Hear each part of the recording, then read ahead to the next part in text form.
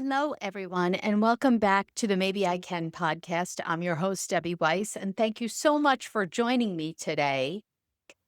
Oh, my goodness. I've got to be honest with you. This is my third time recording this episode, and I am pretty darn frustrated.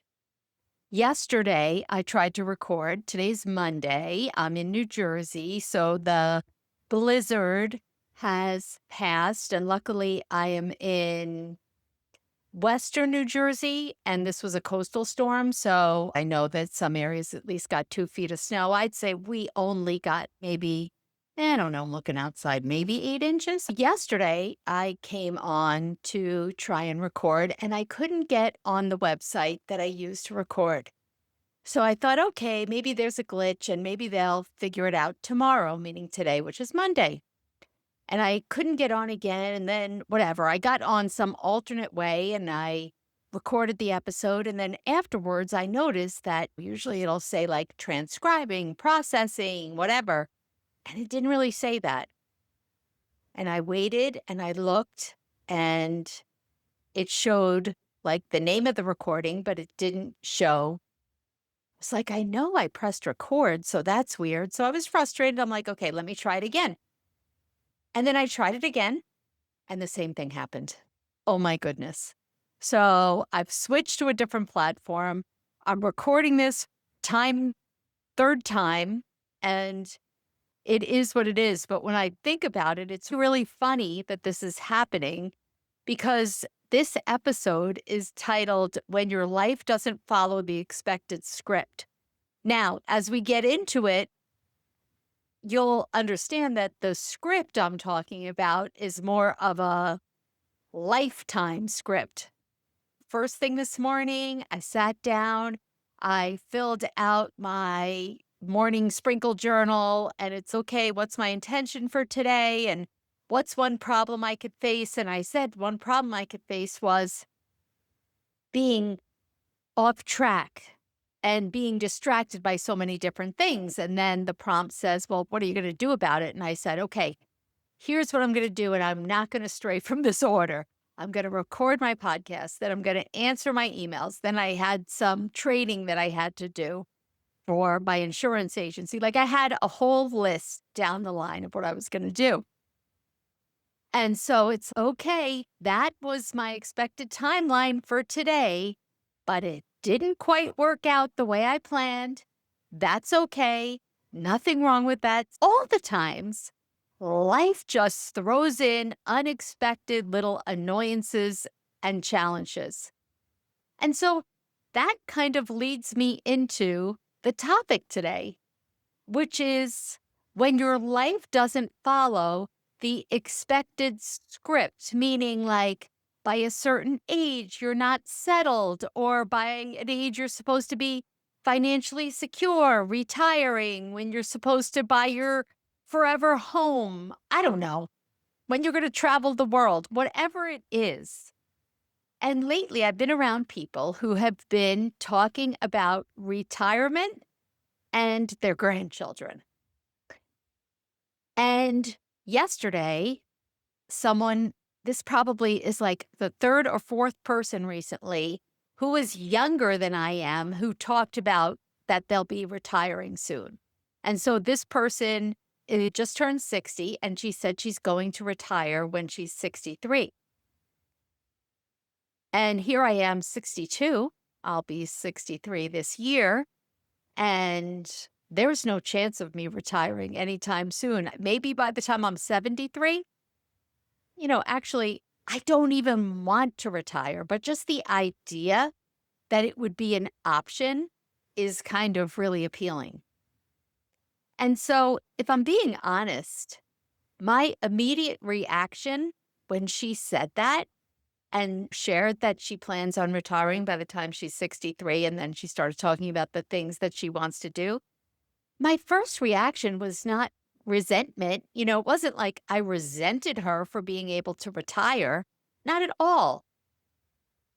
Instead, it turned into self-criticism. I really started replaying all the decisions that I've made in my life, I started wondering, what should I have done differently? You know, what if I didn't spend my money and buy my house at that time? And it's kind of second guessing, in this case, every financial decision that I ever made. And then start thinking, oh, I should be further along than I am. And I start kind of berating myself because isn't it my fault? It's my fault that I am not keeping up with this timeline. But yet, as I said in the beginning, this is life. We're all on the same but different journey. Who says that, okay, you're supposed to retire when you're 65? Maybe now people say when you're 67, when you have a baby and it's okay, they're supposed to roll over by 4 months and sit up by 6 months and crawl by whatever it is. I don't even remember anymore. 9 months and walk, in a year and say their first word, like all of those milestones. And I get that it's a developmental thing and it's a measuring stick. I think about my own son, my oldest one, and how he was a little on the later side. And I remember starting to think back then, why is this? Why isn't he keeping up? And I know so many other parents that get stressed out by these timelines, but yet in Sam's case, my oldest son, I remember you're supposed to say your first word, maybe by around a year, you're saying like mama, dada, like simple stuff like that. He didn't say his first word until he was 21 months old. And this is after having speech therapy and all the things. Let me tell you, he has no problem talking now. No problem at all. And I know so many other parents that are stressed and feel behind for their children because they're not meeting this criteria. But we take that same idea and we create in our mind our own timeline of our entire life. And when in our mind are we supposed to get married and have a family and buy a house and be financially secure and retire? And the list goes on and on and on. And when we do that, we aren't taking into account, we don't know what life is going to throw our way. Each of us has a different journey. Life doesn't maybe follow the sequence that you quite expected when you were a little kid, right? You think, oh, this is exactly how it's going to go. But nope, it typically doesn't. We all have our own timeline just because we all have our own unique journey. Different doesn't mean that we're delayed or we're behind. It just means different. And this script that we make up in our minds comes from our parents and social media and just maybe the idea that it's a linear timeline, no bumps in the road, no change, like just a straight timeline. Thinking like when you're making a graph and you put, okay, age, I'm making it up, 27. Because when I was a little girl, I was like, I'm going to get married at 27. Okay, boom, 27, get married. 29, I'm going to have my first kid. Boom, 29, have my first child. It's almost like that makes me think also about people who keep talking about their grandchildren, which is wonderful. And believe me, I'm so happy for them. But then again, I feel behind. My brother's 4 years younger. He has 3 grandchildren and 2 on the way. My life just didn't take that path. I struggled with infertility for a really long time. And so I did not have my children until I was 37 and 39. And now they're 23 and almost 25, and they're not ready, nor should they be ready to have children. So believe me, I'm not rushing them. So what? So I'll be a grandparent when I'm in my 70s, when other people are in their 50s. Does it matter? No, it doesn't matter. That's just my life and my timeline. But there's such an emotional cost when we measure our own lives against somebody else's timeline. What does it do to us? I mean, it makes us feel horrible about ourselves, I think, or at least it does for me because I always feel like I'm not good enough, I'm behind, I'm late. It's so funny how you take this piece of information that someone else is sharing, which was, in my case, I am hoping to retire early. I should be able to retire when I'm 63. Now, good for her. Like I said, I didn't feel any ill will or anything towards that person. But this is an acquaintance. So if she retires at 63, good for her. It does not impact my life at all. So it's really something neutral as far as I'm concerned. But nope, I didn't take it as neutral. Right away, I translated it into self judgment.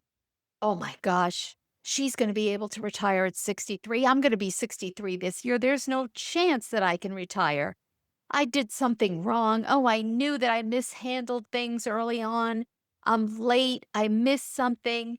The shift from just listening and observing her statement to self judgment happened in seconds. Seconds. And sometimes we don't even notice what's going on. When I measure or you measure the outcome, someone else's outcome against your life, you're not really looking at the full picture, right?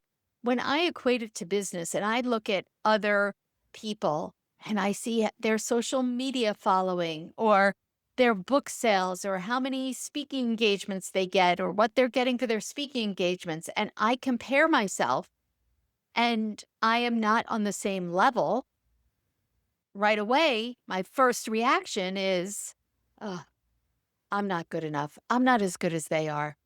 What am I even doing this for? Maybe I should just stop. But am I comparing myself apples to apples? Absolutely not. I don't know what happened in their lives. Maybe they have training in being, I don't know, a podcast host or a public speaker or an author. Maybe they've been at it for the last 15 years when I only just started 5 years ago. I'm not comparing apples to apples. I don't know their backstory. It's not a fair comparison. Who knows what has happened in your life that has maybe caused some of your dreams to be delayed? That doesn't mean that there's anything wrong with it. It's just your own timeline. And so I think about my infertility issues or my decades of caregiving. Not that I would change that, but did it change my timeline? Did it change my financial situation? Did it change everything in my life? Absolutely. It absolutely changed my timeline. What about the fact that I've started to reinvent myself when I turned 50? Now I'm 62. I've been at it for 12 years. It's a journey. Maybe that person never had to reinvent themselves because they've been doing what they were meant to do since they were 20, but I'm comparing myself.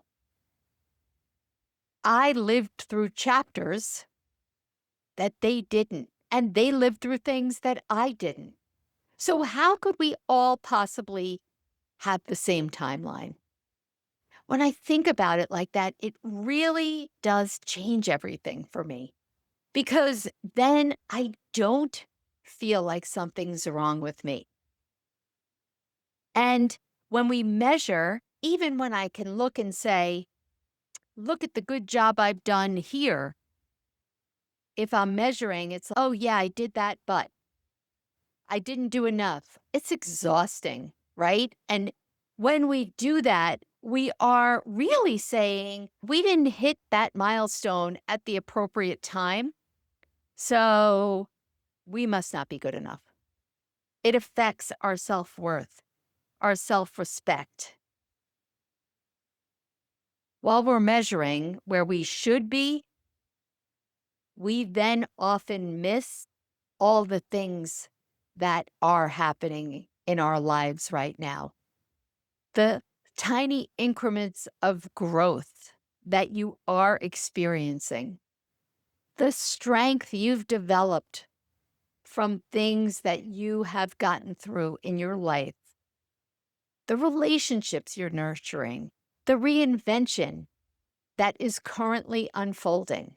We forget about that because all we start thinking is we don't measure up.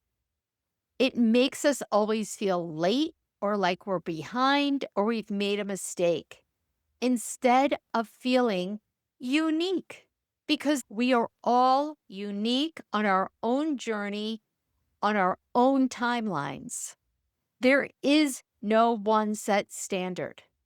And when you try to fit your life into someone else's timeline, you start pushing, forcing things, overcompensating, and panicking, right? Because I can't retire at 63 or 65. I've had a very short period of time to make that happen. Says who? That's their timeline. It's not your timeline. The problem isn't that our lives look different. The problem is that we measure different against a standard that was never universal. In other words, who says there's a universal timeline that our lives are all supposed to conform to? No one. It's not true. We're each on our own journey, and don't you forget it. Maybe our work here isn't about trying to catch up to someone else's timeline. The work is putting down that measuring stick and trusting your own process. Before I wrap up, I want to share one quick thing. In addition to the podcast, I do also speak at conferences, organizations, community events on the themes that we talk about, as well as burnout, caregiving, grief, major life transitions, small shifts that lead to big change, all the things. So, if you're involved in an organization or you know someone who is, I truly love the opportunity to bring this conversation to an event near you. So, to learn more about my speaking and my workshops, please visit my website at debbier.weiss.com. And any information that you need, just reach out, either DM me on Instagram, debbie.r.weiss, or email me at debbie@debbierweiss.com. And don't forget, you are exactly where you're supposed to be. Okay, that's what I've got today. I'll see you all next week. Make it a good one.